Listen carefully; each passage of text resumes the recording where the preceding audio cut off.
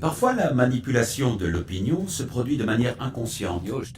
Certains mots sont répétés avec enthousiasme dans les médias sans que l'on discute jamais de leur sens. Démocratie, croissance, économie de marché. Prenons le mot le plus consensuel, la démocratie. Le concept est toujours présenté comme indépassable, sans être plus jamais débattu. Et pourtant, qu'est-ce donc que notre démocratie?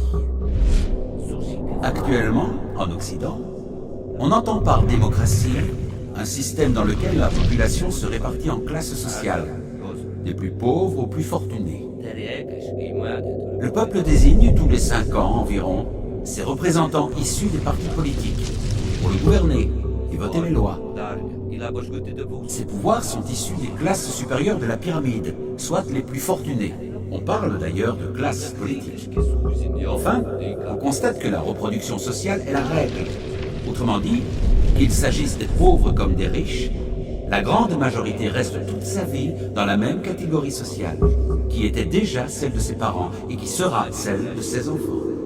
Si on regarde la démocratie du point de vue de la répartition du pouvoir selon le sexe, on se rend compte bien vite de la sous-représentation des femmes dans les instances du pouvoir, alors même qu'elles constituent la moitié de la population. En observant la couleur de la peau, on se rend compte également que la pyramide est proportionnellement plus blanche à son sommet qu'à sa base dans la plupart des démocraties. On parle de démocratie, mais l'essentiel du système ne comprend aucune démocratie. C'est le cas notamment du monde du travail et de l'entreprise, dominé par le principe hiérarchique. Et la plupart des domaines de la vie, l'énergie, le transport, l'école, les services publics, la finance. Dans le monde des médias, on observe une forte concentration des acteurs qui ont par ailleurs d'autres intérêts. Les armes, les avions, le luxe, le bâtiment, les télécommunications. La plupart des journalistes qui font l'opinion vivent dans les classes aisées et l'on peut penser qu'ils auront tendance à défendre, même inconsciemment, les intérêts de leur catégorie d'appartenance. D'autre part, notre système économique favorise l'accumulation des richesses chez ceux qui en possèdent le plus. Il se trouve que ce sont les plus riches qui prêtent aux États et qui perçoivent les intérêts de la dette publique. Aujourd'hui, les plans de rigueur qui réduisent les salaires et la protection sociale reviennent donc à faire financer par les plus pauvres la dette détenue par les plus riches.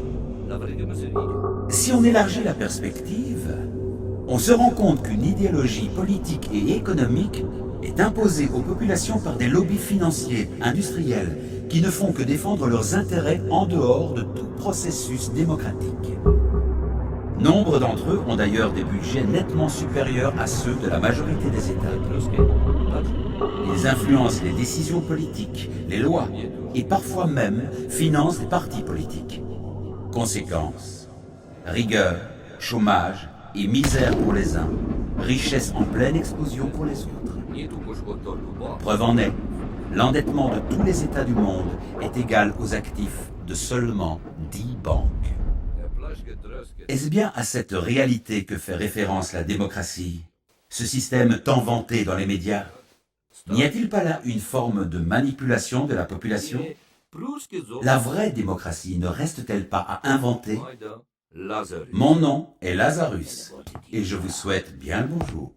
Démocratie. Démocratie. Dans une démocratie, c'est le peuple qui est le maître. N'hésitez pas à commenter ou à partager ceci avec vos amis.